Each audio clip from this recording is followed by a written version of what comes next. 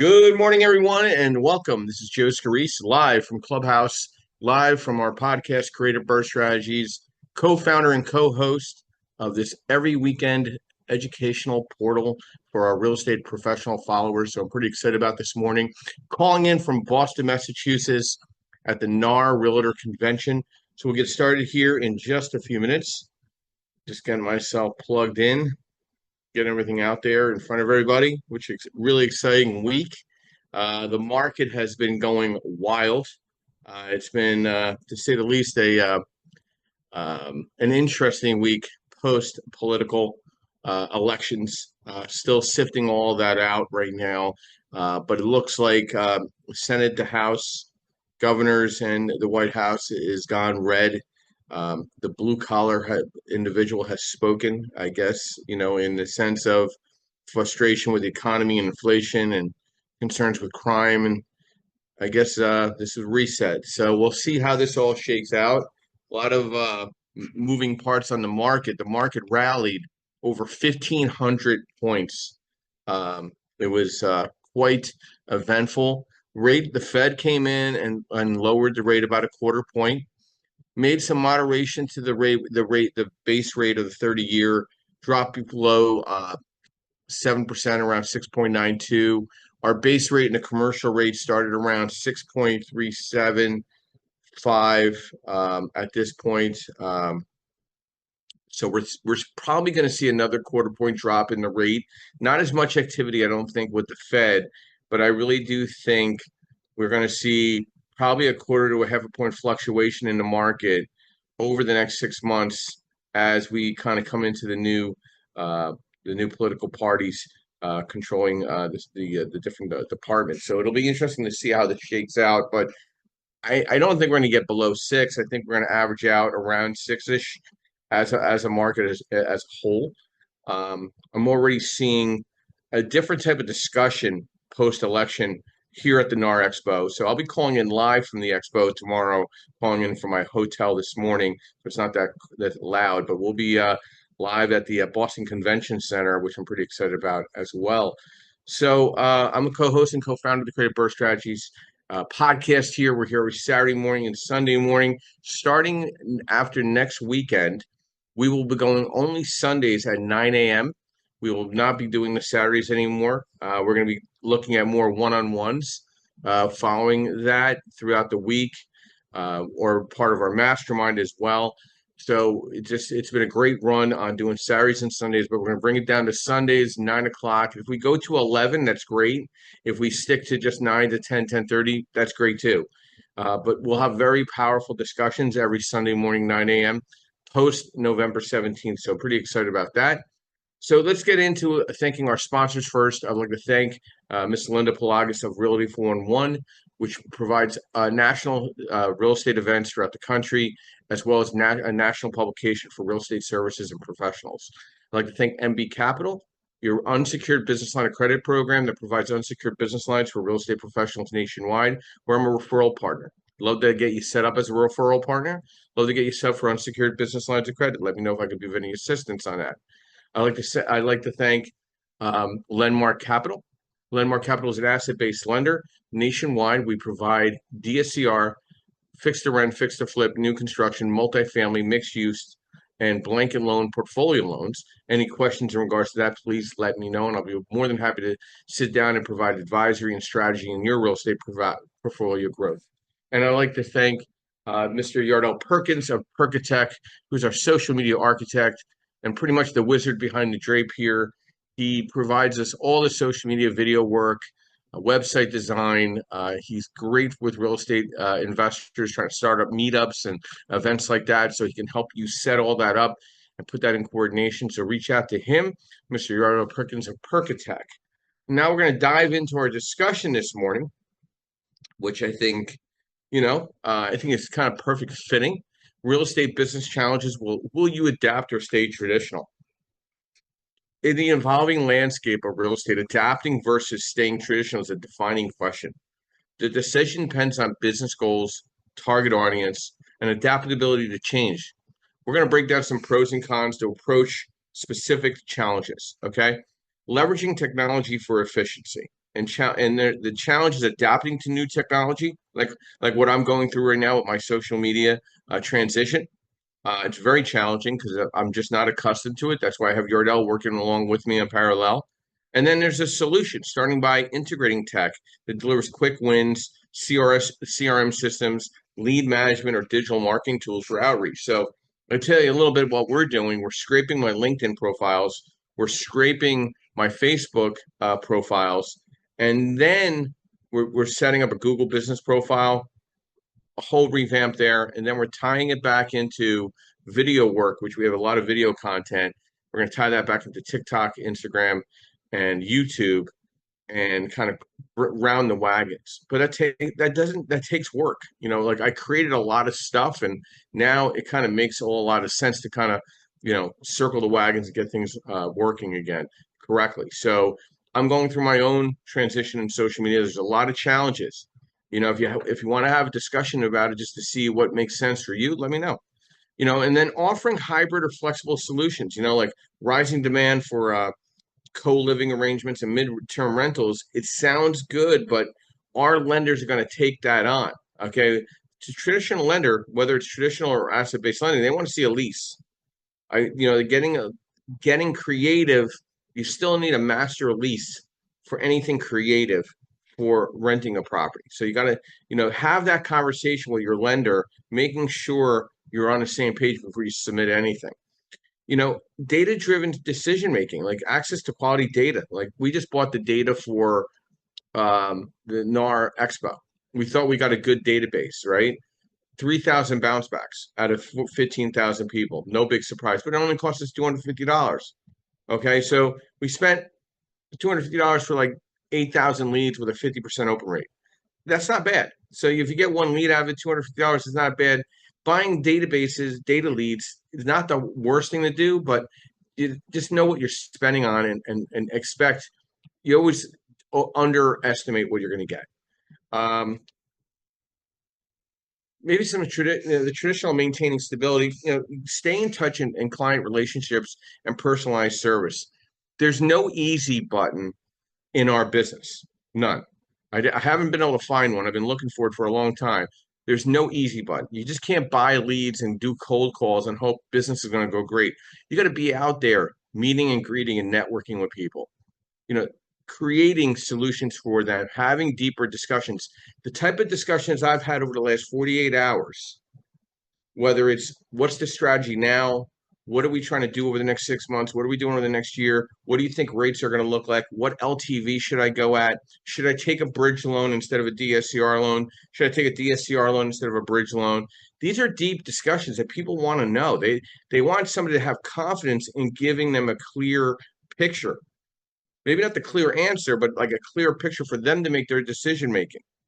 And being very consistent and reliable with I've been firing more clients because the fact is they're not reliable. If they're not reliable in the initial engagement, can you imagine when I order an appraisal and everything else, I can't even get them to send me an application. This is not the time to chase people down. This is the time to decide who you want to work with and who you want to grow with. And letting somebody go is not, you're not losing anything if there was nothing there in the first place. I mean, I had to let a couple clients go this week. I'm like, listen, you haven't been responsive for a week. I'm a little nervous. When I feel like I got to walk across the room barefooted with on broken glass, that's not somebody I want to work with. If it's a painful experience, I really think we shouldn't be working together. I think you know what? You need to find somebody else to work with. Well, that's really unfortunate. Well, I know that's unfortunate, but at the end of the day, I want to keep my sanity, and I'm not going to stress out. So you got to stick to your guns. If somebody doesn't make you feel comfortable working with them, it's not going to get any easier. So for the competitive edge, it often is best to adapt to a blended approach of remaining rooted in traditional values like strong client relationships, while selectively integrating modern patterns and tech solutions. Balancing adaptation and tradition is crucial to thrive in today's real estate market, especially in competitive areas. Like I would have never thought about doing the NAR Realtor Expo till a couple months ago. And guess what? I'm the only asset-based lender here at the convention. I'm the only one that can fail at what I'm doing. Good morning, Amy. Welcome. Brief overview, who you are, what you do, and thoughts to real estate business challenges. Will you adapt or stay traditional? Amy? Yeah, been a while. I know. I'm Amy Palvido. I am the chair of the U.S. PropTech Council, which is the Real Estate Technology Association in the United States. I'm also a PropTech founder. I created a digital twin platform, serves the commercial real estate industry. And if you don't know what a digital twin is, basically we make a of your building uh, in a computer system, which helps your buildings better. And I'm a longtime real estate investor since 2008. And before that, I was a general contractor. So I've been in commercial real estate for 21 years. Talking about will you adapt or stay traditional? Since I've been doing commercial real estate for a long time, like Joe. Joe's been doing it a long time too. We've adapted several times. We do. Yes, ma'am. I don't think you can stay traditional. And especially now with the advent of AI, you really honestly have no choice. You can stay traditional if you're only going to do, like, say, a couple of properties a year, and that's totally fine for you. And you just want to invest in two or three, and make it. You can stay traditional, and that's fine. You can manage a certain amount of properties by yourself. I did it. I did that back in 2008. I had 8, 9 single family homes, and I did it all by myself, and I did everything via paper. I didn't have the option of doing anything different, but that's all I had. But I would say if I was going to do that today, I would use as much technology as possible to make it easier on myself than to do what I did back in 2008. Because you can. I mean, it's not something that's burdensome from a cost perspective. There's a lot of free resources you can use, or very cheap resources you can use. You can teach GPT to do underwriting for you. I mean, there's a with AI and where AI is going, you can teach it to do certain things that current SaaS platforms do now. And you don't have to pay a whole lot for it. You just have to teach it what you want. And I will say, as far as the marketing goes, there's lots of more new tech coming out now where, it used to be the day where the only way you collect an email from somebody who visited your website is they actually had to fill out your contact form. Well, that does not what you have to do today. They just have to click on your on your website. And if they're visiting your website, you can capture their email address. You can capture their contact information. I mean, there's things that are available. You are not as anonymous as you thought you were on the web. So there's the ability to scrape who's visiting your website without, so then you capture more leads that way. So they're not dependent upon somebody actually clicking through. Obviously, you want to have them opt in later, but you can at least reach out to them because they chose to visit your website. So there's ways to do a lot of things with the new technologies that are out there now to help your business and automate a lot of stuff. I mean, that's what the goal is anyway, is to automate. So I will always adapt. That's just kind of who I am. But I will pay homage to the one traditional thing I think I'll keep, Joe, is the networking thing. I don't think that ever goes away. I think business is always, relationships with people, but you can use technology to help foster and nurture those relationships more effectively now. But I always think networking is going to be the thing for sure. Yeah, I mean, and it's funny, Amy. We have a couple individuals that work at our company, and they want to buy leads, and they want to do data dumps, and they want to call buyers that bought a property in the last 90 days in an LLC cold. But you know what? By being connected social media wise, and then meeting that person in person, I mean, it's a win. Oh my gosh, I see all your postings, really interesting stuff. It helps the conversation, or it warms up a conversation that was once cold, right? And re-warms it up. I've rekindled relationships in the past 5 years that might have gone one way or another. You know what I mean? And I think because of my social media presence, there's been I feel like there's a humbling resetting with some of these people that I get to re-meet in a networking and atmosphere. So I don't disagree with you, and that's why I am now supporting and sponsoring as many events in the creative space, regionally, and going to various places throughout the country. I'll be traveling a little more in the new year. I'm making some plans of going more regional, national.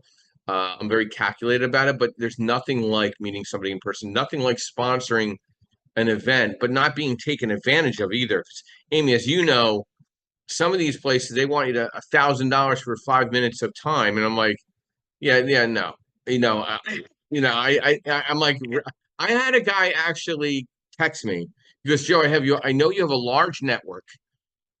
How many people do you think you can attract to an event of mine? I'm like, I don't really know this guy that well, but it was going like in an insulting direction. And I'm saying to myself, listen, you emailed me, texted me. I said, you're not reversing this. I said, listen, if you want me to sponsor your event from a promotional perspective, one, I get 10 to 15 minutes. And two, you need to be a little more respectful when you reach out to somebody. Why don't you just give them a call instead of a very cold text? And he's like, oh, Yeah, it's an age thing, though. It's just FYI. He's probably young.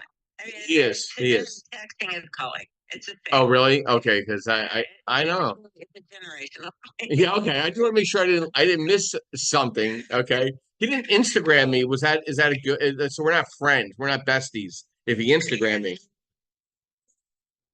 That's just like texting now, and it's like, Uh, I mean, it is kind of a cultural shift between generations. yeah. And for them, that is normal, commonplace. That's how they reach out to people. Well, Yeah, it's really kind of. you know how I battled that? I will also say too that I'll hop in. Yeah.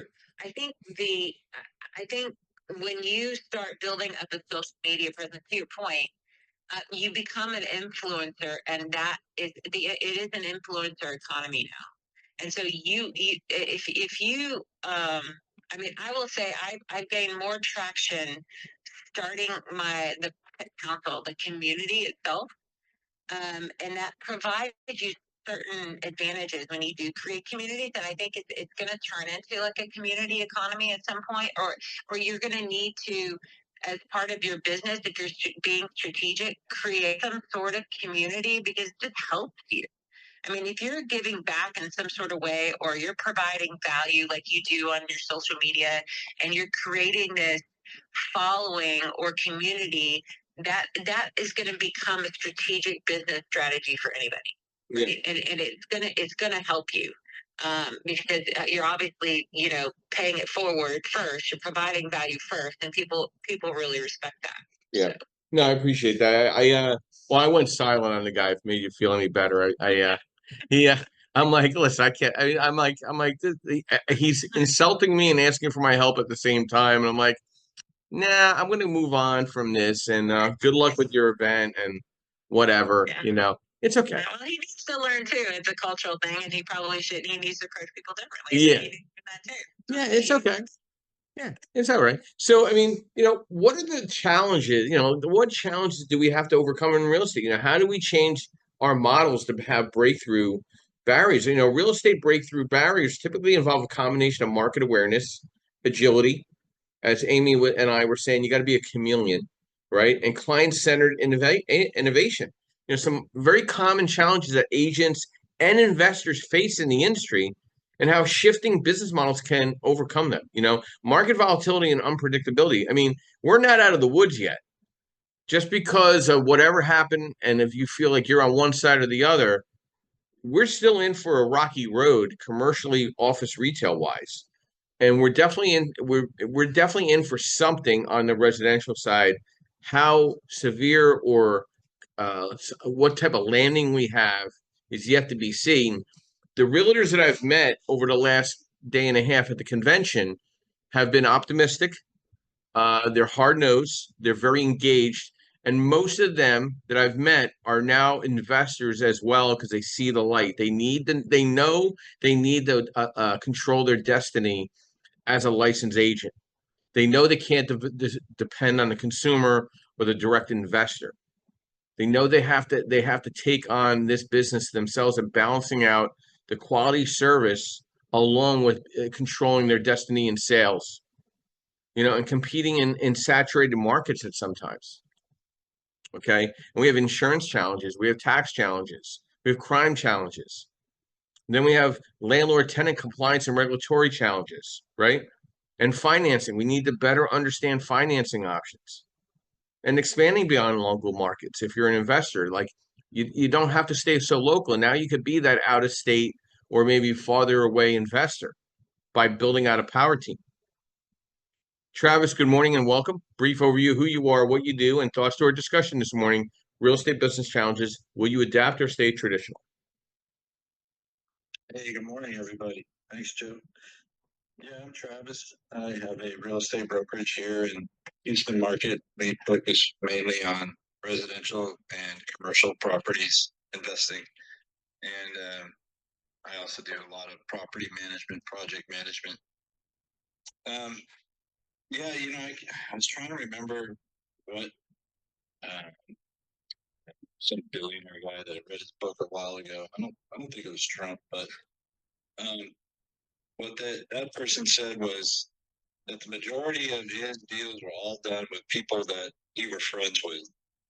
And so, yeah, I guess all this, being on social media and blah, blah, blah, and being an influencer can be a good thing. But, when I hear someone like that talk about making deals with people he's friends with, and just by going out to dinner with them once a month or once a quarter or out to lunch, you know, that's the direction I'm going to go. I guess that's going to be the more traditional stuff.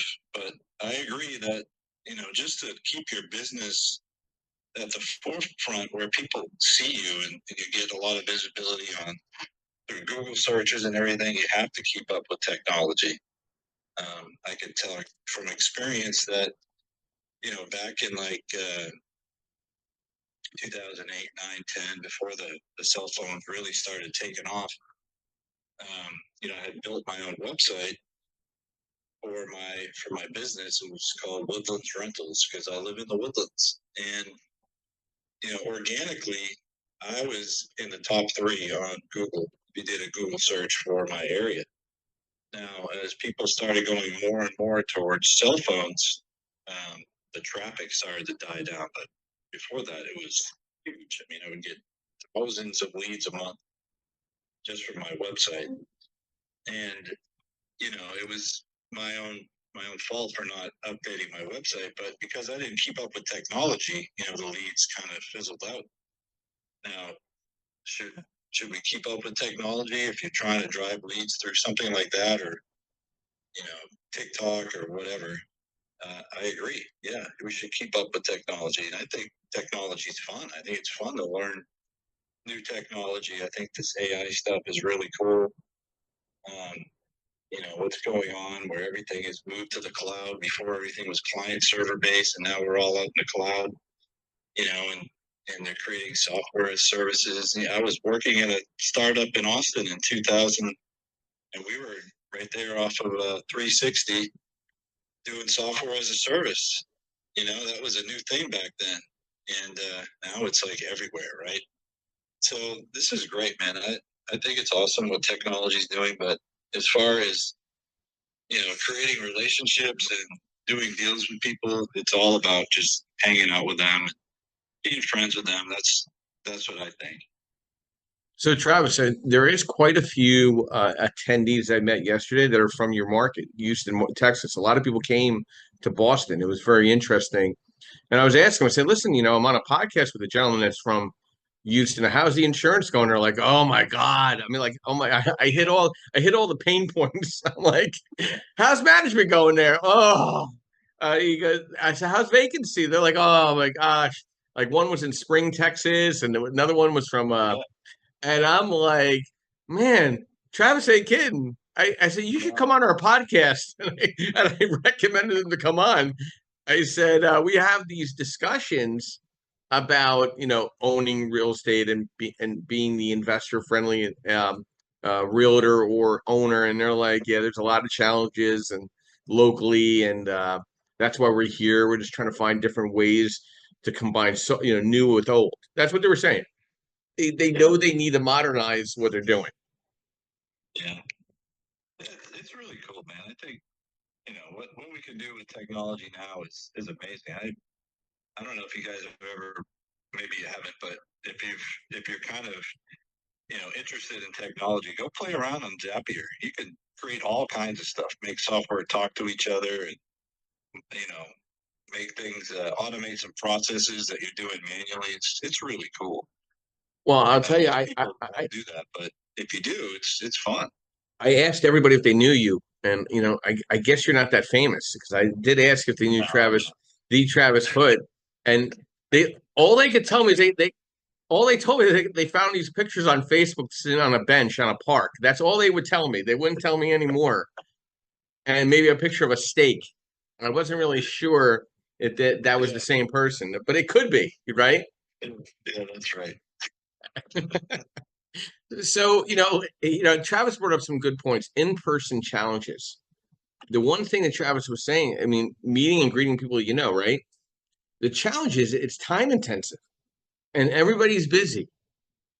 So you got to kind of plant your seeds almost. I always look at networking as, do I network with the big events? Like NAR is a very big event. There's probably about 8 to 9,000 people here, not 12. They kind of exaggerated how many people were going to be here. I think it's about 8 to 9,000 people. Very well run, beautiful setting. Everybody's engaged. But the challenge is I'm meeting people cold. And most people don't know what asset-based lending is. So the challenge is when you're meeting in person, you got to kind of talk about what you offer and what you extend. They're like, oh, well, I think somebody does that down there, but are they a broker? Or are they what are you? Are you a traditional lender? I said, no, we're hedge fund money. There's no broker fees. There's no junk fees. So I got to go into a deeper discussion.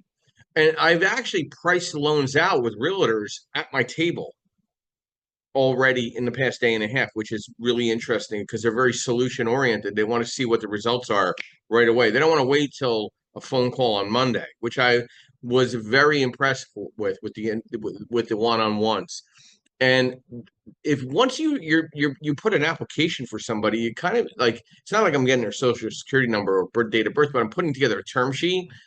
You're already breaking barriers. Like they're already willing to reach back out to you. I already sent an email to a bunch of them and I already had correspondences. So it's very unique to keep the skillet warm. Okay. You need to have a CRM no matter what it is, whether it's HubSpot, Constant Contact, MailChimp. I'm leaning toward the HubSpot. We're transitioning everything toward HubSpot right now. We're doing a major transition this week with Yardell. And we'll see what the audience reach looks like because there's a text messaging component, there's an email component. The open rate for text messaging is near 100%, but you got to be careful. You don't want to abuse it either.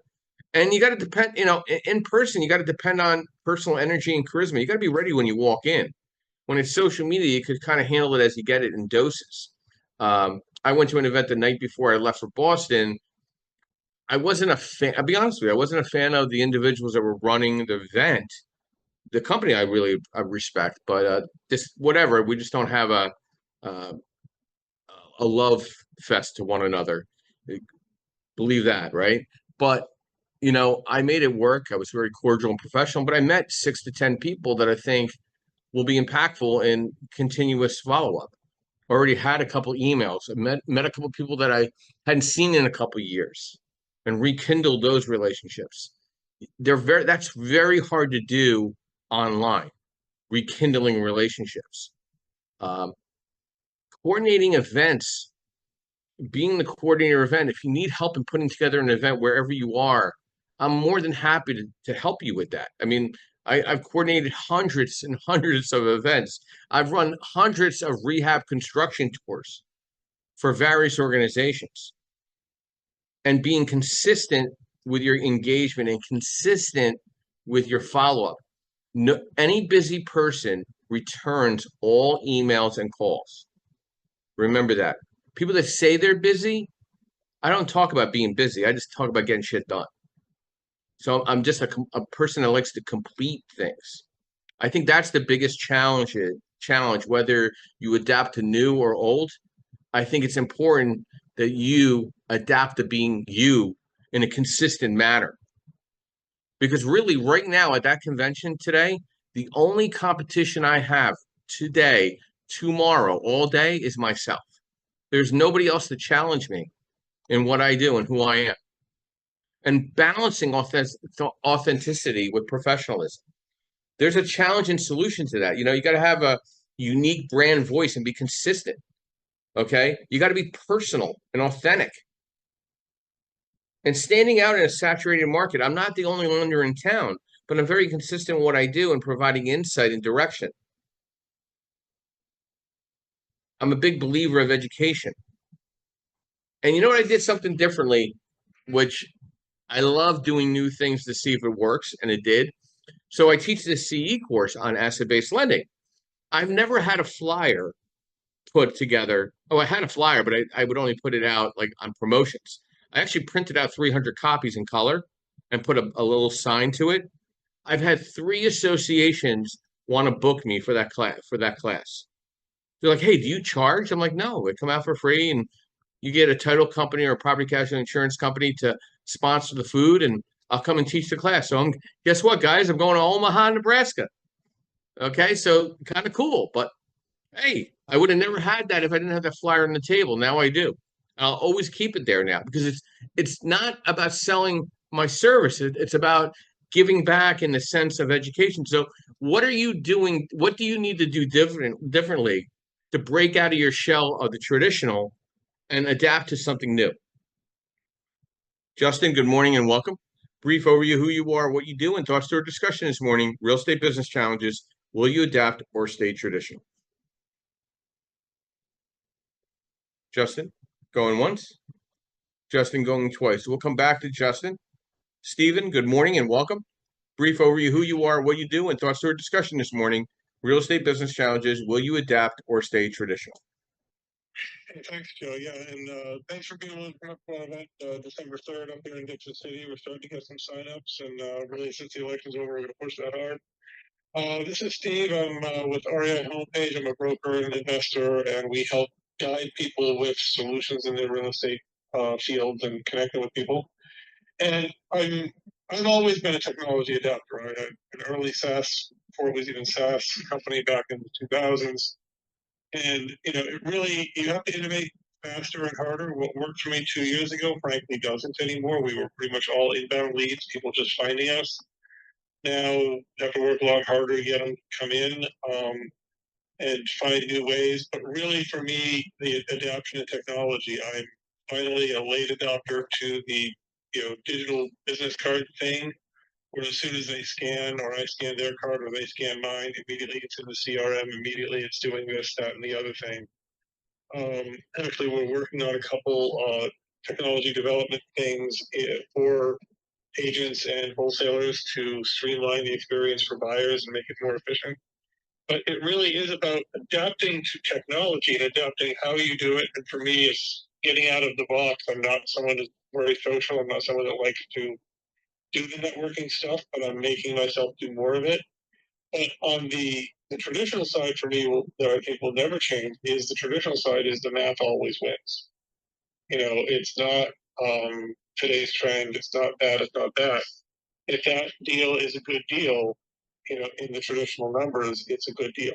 A lot of people spent and did very well buying a lot of flashy Airbnb vacation homes. But if the market changes, then what do you do with that? And I think it's wonderful. It's an area I don't know much about, but for me, I want to make sure that the numbers on the deal work, and that always comes back to tradition. I'm new to the FCR. Joe's kind of my first connection with that, and so to me, that's kind of innovative. Maybe if not, but it seems to me. But basically, I think you have to adapt to technology, adapt to how you do things, to meet the generational gap. Those who like texting, those who don't. But the math, I think, always remains traditional, at least for me. So, Steve, I got a couple of questions for you. What has been challenging by what we met, right, through Mike at the event that I spoke at Mountaintop. So what challenges have I provided to you where you feel like you've had a breakthrough as a real estate professional? This is not your first rodeo, right? So you're on here, you're kind of getting familiar with how a true balance sheet lender works with the questions and dialogue on structuring a deal. What do you see? What was your challenge, and then what do you see differently now in the last, say, couple months? Us kind of working together side by side a little bit here and there on event discussions and the podcast and things of that nature. I think mostly for me, it's been the development of a more efficient, structured way of doing it. Well, other lenders, it's more about the story, it's more about the whatever. With the DSCR, the way you do things, it's much more right to the point. And because I want to get more into podcasts, and I want to get more into events, kind of watching how you do the show, and kind of, doing the first event launch up in Dixon City, which is admittedly a very small thing, and I appreciate you wanting to come out. But it really, for me, it's been dialing into the efficiency and kind of watching how you structure the ability to respond to everyone. I was saying that to somebody, yesterday, that, for somebody who travels all over the country, yada, yada, you never miss the opportunity to follow up with everyone. And I still sit here, and honestly, I struggle to even make a portion of that. But that's one of, for me, the biggest, I guess, goals to sort of become is, okay, how do I make sure I make everyone feel like you're there for them. On the flip side is make it real quick. I have 5 questions for you. There's 2 answers to each question. Which one's your answer? Boom, done. That level of efficiency has really sped up the rest of my deal process. And I thought I had a pretty speedy and efficient deal process before, but dialing into those questions. And when you were at the Mike event the event Mike and I did in Mountaintop, and you said, listen, every lender, when you peel back the curtain, does it on DSCR or something to that effect. And I kind of realized that. I talked to some of my other lender friends. Oh, yeah, we basically do. I mean, we look at cap, we look at whatever, but everybody looks at DSCR, and it was kind of like, okay, so this is what's behind the curtain. This is what they've never told you or never wanted you to know before. I don't know if it was ever hidden, but it was never obvious for me. So it's really been kind of watching your level of efficiency and watching how that level of efficiency can really become either it is easy for you now or you make it look easy, one of the two. So that's been the biggest thing, sort of turning up my level of efficiency, turning up my level of responsiveness, and being able to do more deals in the same amount of time. Thank you, Steve. I really appreciate that. Came right. I could feel that came right from the heart. Like, hey, this is really what I've seen in front of me. And so I thank you for that. And real estate investors face a rapidly evolving landscape, and 2025 is likely to present a mix of economic and regulatory and market specific challenges. So you really have to. Hold on one second here. You got to really keep in mind interest rates are not going to suddenly go down to 5%. They're going to hover around in that 6-ish market right now. Okay. The Fed is not going to do any favors for Trump. Powell's already being adversarial. Okay. So you could already see he's not in a good spot. He's in the corner. So it'll be very interesting how the Fed, the market, and Trump complement one another. But to Trump's advantage, because now looks like he has Senate and House to get things done based on his agenda. And you got some pretty strong people coming in behind him, like Vance, Kennedy, Tulsi Gabbard, you got Vivek, you got Elon. It'll be very interesting to see this new dynamic because you're really bringing AI and traditional to the front line, bringing Elon and Trump into the front line. It'll be very interesting to see how this all comes together. And remember, rising construction maintenance costs are not going away. The solution here, maybe as an investor, you should focus on properties that are relatively in okay condition, avoiding major renovations, and build a team of trusted contractors and suppliers to negotiate better rates. Additionally, investors may consider preferring stabilized assets. I'm seeing more investors buying turnkey and looking at the bigger picture on cash return. You got to also be concerned with market saturation in high demand areas. People want to get out of the urban settings. It's a fact. It's mass exodus. Okay, suburban settings and even rural settings are becoming more popular. I really hope asset-based lending starts recognizing rural designated areas. It's very challenging to get around that. And then the biggest thing is evolving tenant expectations and regulations as landlords. You know, just suddenly because everything looks more on the Republican side doesn't mean all these states are going to concede and make it very easy for landlords. That's just not going to happen overnight. Okay, or a balancing act as well. You know, and technology, like Amy is always doing something, talking about something relative to technology or AI. If you're not following her on LinkedIn and all her podcasts and her discussions and her one-on-ones, you're missing out on grabbing onto one golden nugget that might apply to what you do as well. You know, we're definitely looking at a market correction, and how that falls in line is going to be challenging for some and exciting for others. I mean, I'm looking forward to some foreclosures because there's going to be opportunities in the asset-based lending space where a traditional lender can't even tie in. But I'm also noticing one big thing when it comes to property management and construction, and nobody's talking about this, is labor shortages. Where are we going to get the labor for property management and maintenance and construction that drive that? Because this is going to drive up costs and slow down timelines for repairs, renovations, or tenant services. You know, building a strong, reliable contractor relationship is key. You know, implementing technology to streamline property management and maintenance, automation tools like digital leasing and platforms and property maintenance apps can help reduce the labor burden on property managers and streamline operations.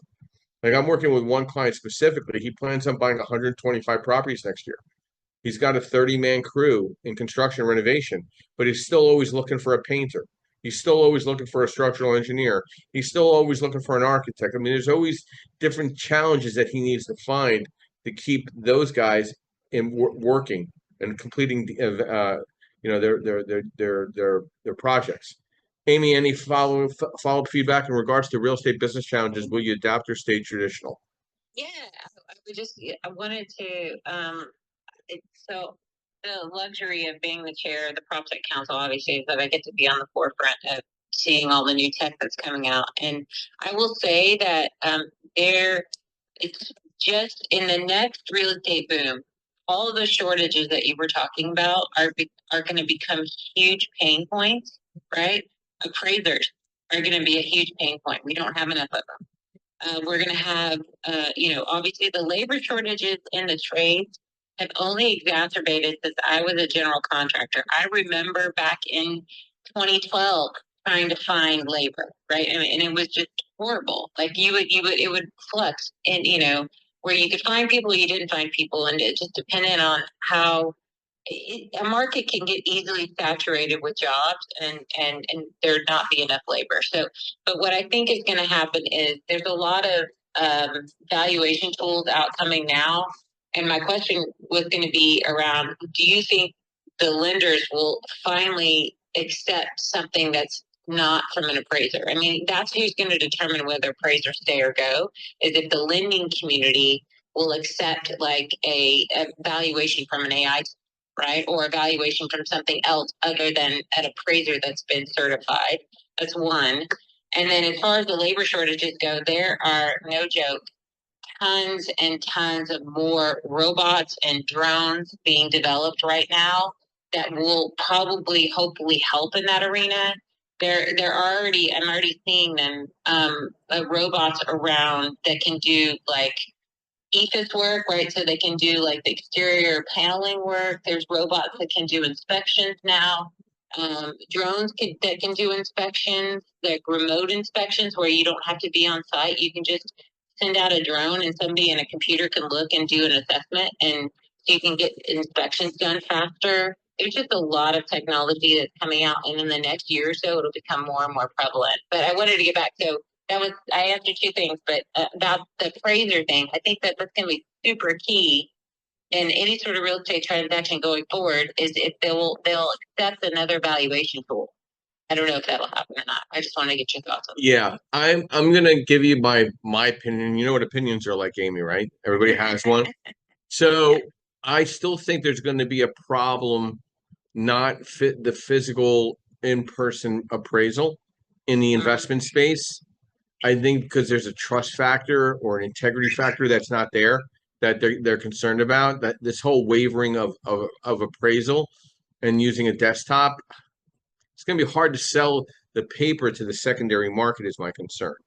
Okay. Okay. And another challenge is rural designation, the USDA. If the address pops up on USDA, it's going to be very challenging. But this is the thing that's changing because of the hybrid work environment. So I think you have a better chance of seeing USDA being recognized in asset-based lending than desktop appraisal being accepted in asset-based lending. Does that make sense? First, right? Yeah. I mean, no, I got it. I mean, because no joke. I mean, rural, there's just not enough data points for you to make an appraisal, right? Correct. Like everybody's just realized that fact, right? I mean, I know I used to buy in secondary markets and tertiary markets all the time, and it was very difficult to do appraisals. They were having to pull things from 50 miles away because they just didn't have anything that was close enough, right? Yeah. Yeah, so that was just out of necessity. I just think as the data gets better and better, Yeah. it might be where they don't need an appraiser rate, but it's all going to be based on there's more and more data tools coming out now. CoStar isn't the big dog anymore. There's more and more data that's actually becoming more readily available, and I think what's missing is the data that my company will eventually provide is all the building data, right? I mean, that's the one missing piece. Nobody has the actual building data to understand building performance and what's actually truly the deferred maintenance and what's actually the true status of that building. And so that's why I'm excited about this whole. So I feel that they're going to put out the robot play in the construction side Oh yeah. to replace union labor very soon. I think that's within the next 24 months. I've seen Yeah. some of the models. It's pretty damn scary. I feel like I'm watching Will Smith and I Robot. Okay. Yeah. So the way that they're mobile, I mean, they don't need breaks. They don't need to complain. They work 12-hour shifts, and then you put a plug back in them. Okay. So Yeah.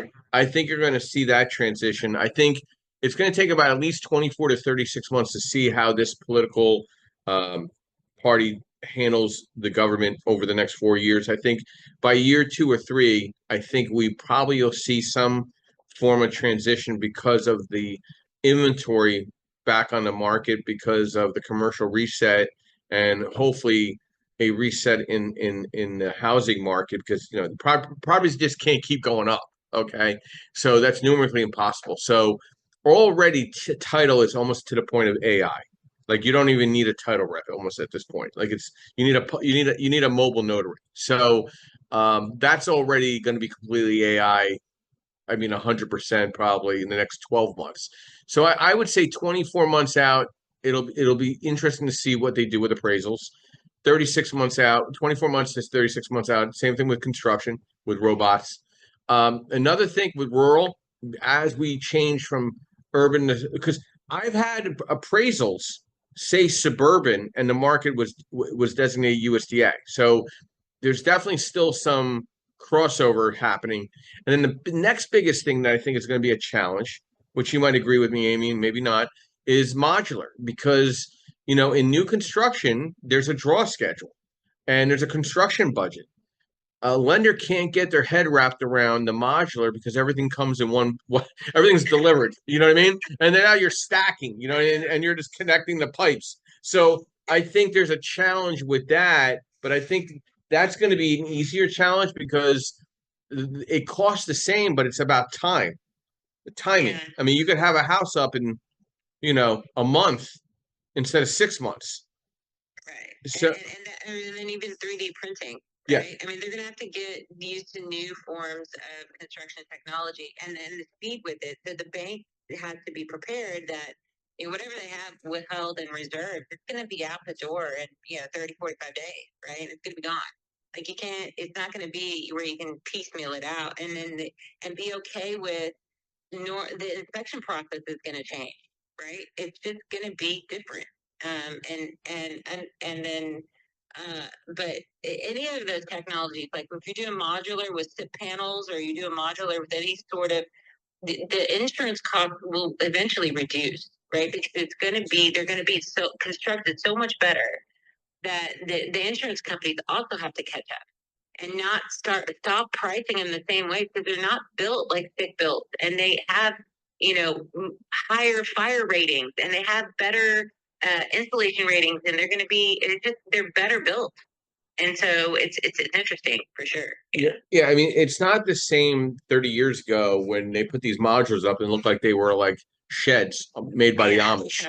You know what I mean? Like it's just different. So there's definitely over the next 36 months, because of what we have in front of us with modern technology and traditional values in the political offices, it'll be interesting to see where this all steers. It's not going to be listen, some people are going to have a rough time with it. Okay. I think departments are going to get minimized. We got to get inflation under control.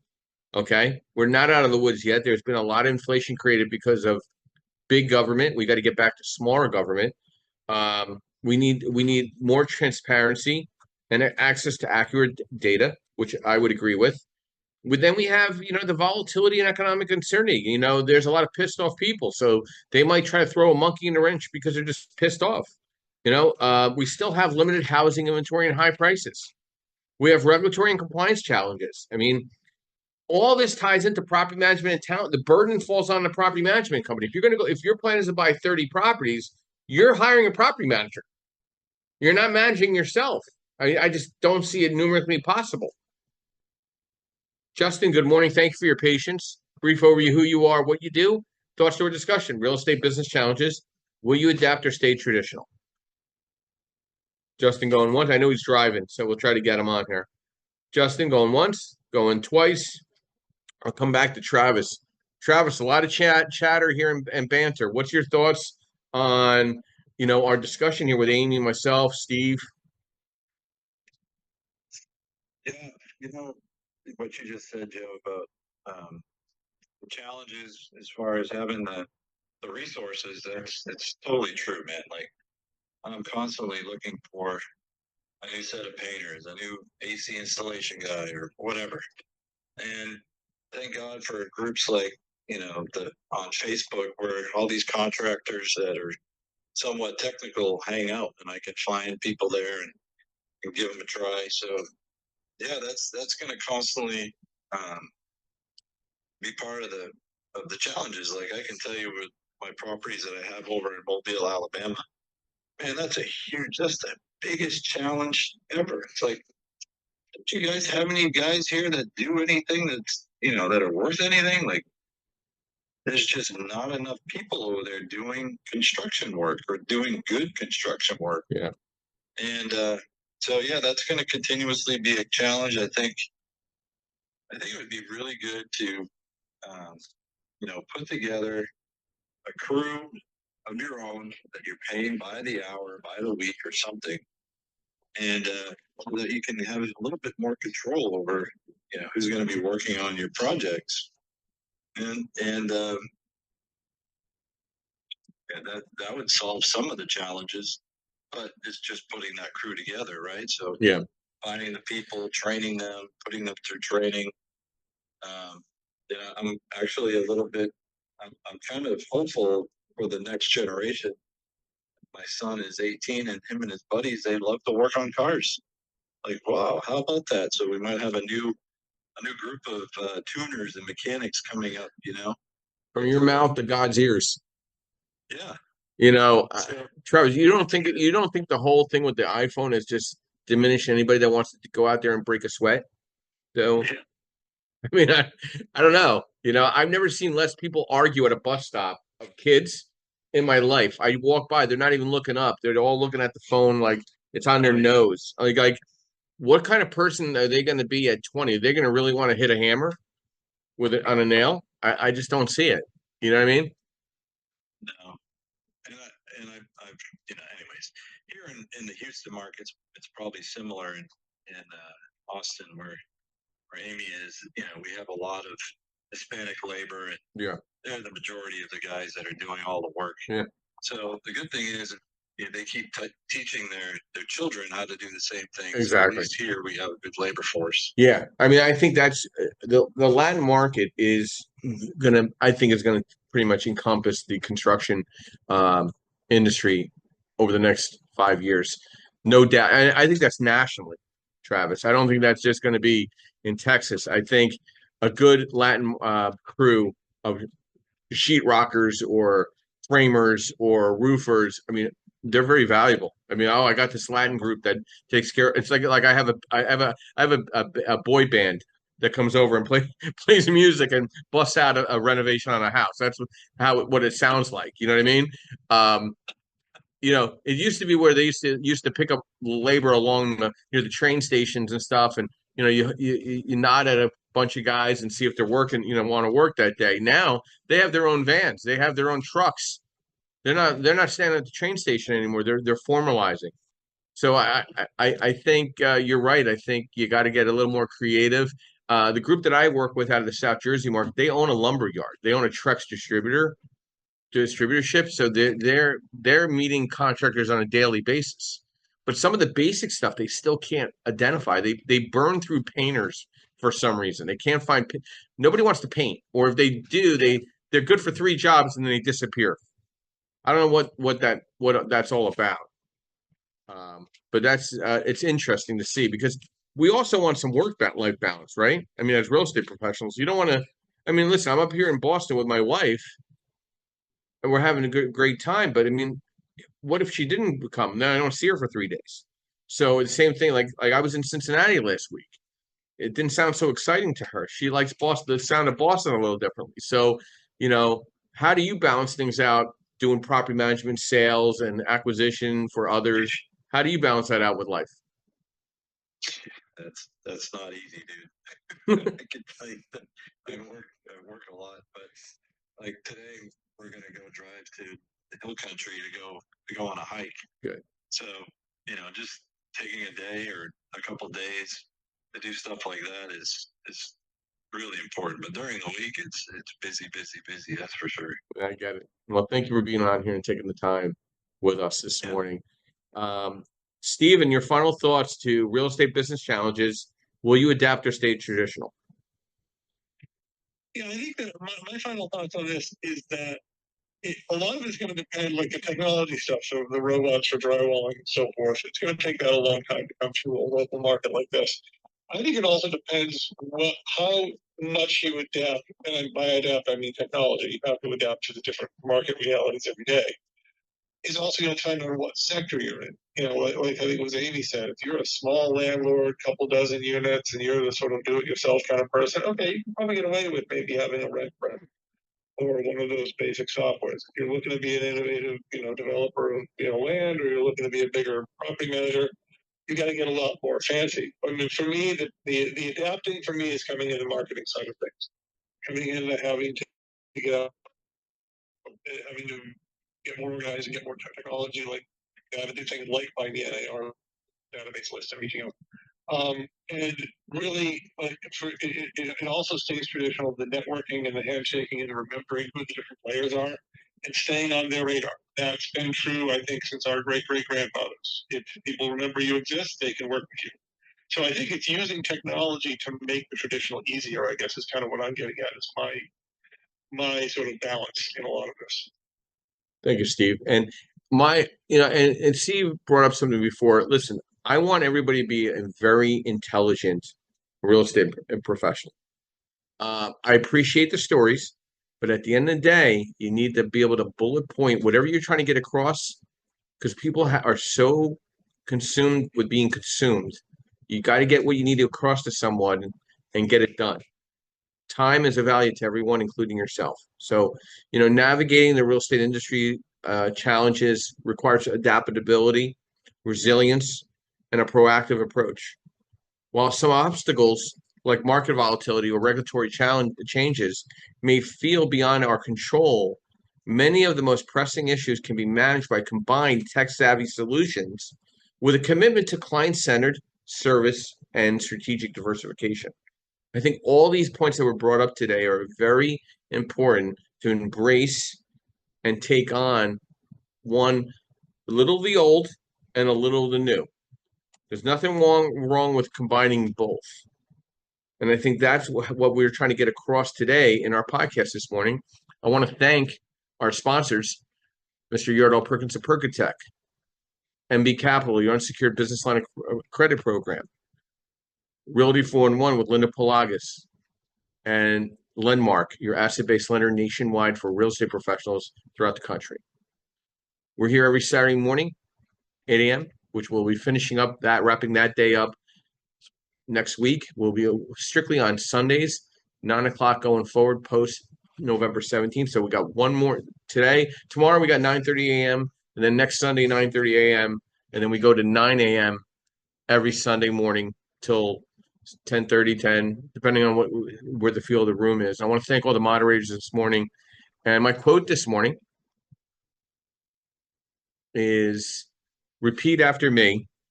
This will be my season of money, love, progress, and joy. Affirm yes. I'll be ending the room in the next 30 seconds, and thank you very much and have a great day.